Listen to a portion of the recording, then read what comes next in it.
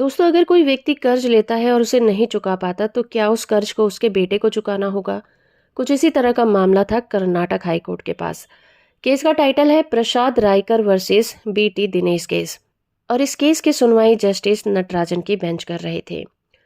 इस मामले में प्रसाद रायकर नामक एक व्यक्ति ने शिकायत की थी कि बीटी दिनेश के पिता ने उससे 2,60,000 रुपए 2% ब्याज पर उधार लिए थे, मगर बिना लोन चुकाए ही पिता की मृत्यु हो गई।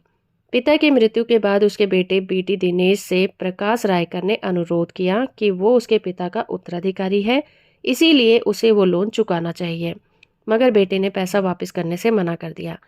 लेकिन बाद में आरोपी बेटे ने 2.5 लाख के 2 चेक दिए, मगर खाता बंद होने के कारण चेक बाउंस हो गया।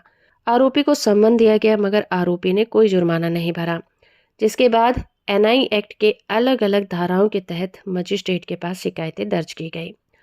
ट्रायल कोर्ट ने आरोपी को दोषी पाया, लेकिन अपील की गई तो इस आदेश को पलट दिया गया और आरोपी को बरी कर दिया गया। इसके बाद ये मामला पहुंचा हाई कोर्ट।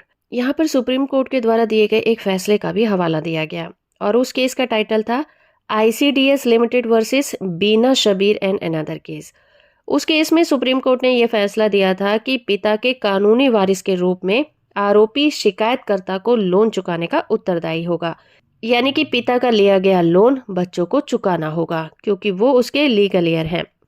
हाई कोर्ट ने इस फैसले पर भरोसा जताया और अपील को मंजूर करके अपीलेट कोर्ट के फैसले को पलट दिया और ट्रायल कोर्ट के फैसले को ही बरकरार रखा और ये कहा कि मरे हुए पिता के लेनदारों को बेटे के द्वारा दिया गया चेक सेक्शन 138 एनआई एक्ट के तहत मेंटेनेबल होगा। तो हो फ्रेंड कि ये वीडियो आपको इन्फॉर्मेटिव लगा होगा। वीडियो को लाइक और चैनल को सब्सक्राइब करना बिल्कुल मत भूलिएगा।